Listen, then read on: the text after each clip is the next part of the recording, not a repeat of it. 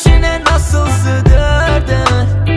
Döndürür kalbimi çöle, gözünden akan yağmurlar döndürür çölleri sele. Saçından kopan fırtınalar eserken ruhumda hala. Dediler bu kız neymiş?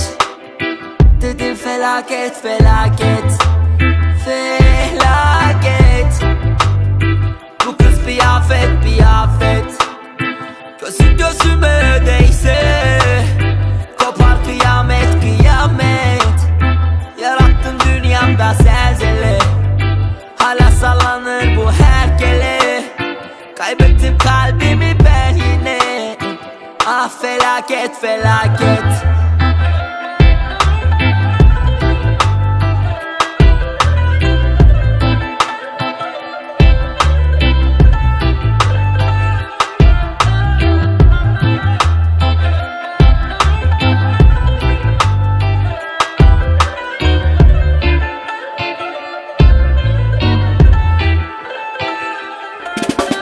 Bombalar yağar bu şehre seviştiğimizde.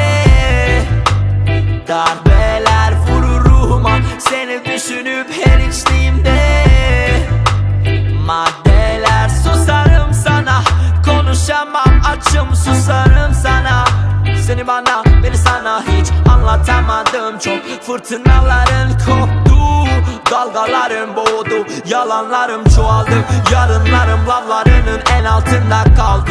Hiddetinin şimşeği tüm şiddetiyle çarptı. Ne özleminin güceliği uçurumdan farklı, ne %1'i kadar cehennemin senle rahat. Evim çatım pencerem kapım şu başımdan uçtu.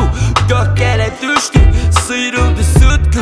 Fena fena pek, hem aşk hem lanet. Her an devam hep bela ve zahmet. Felaket.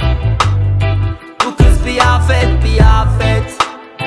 Gözüm gözüme değse kopar kıyamet kıyamet. Yarattım dünyamda zelzele, hala sallanır bu herkele. Kaybettim kalbimi ben yine. Ah felaket felaket.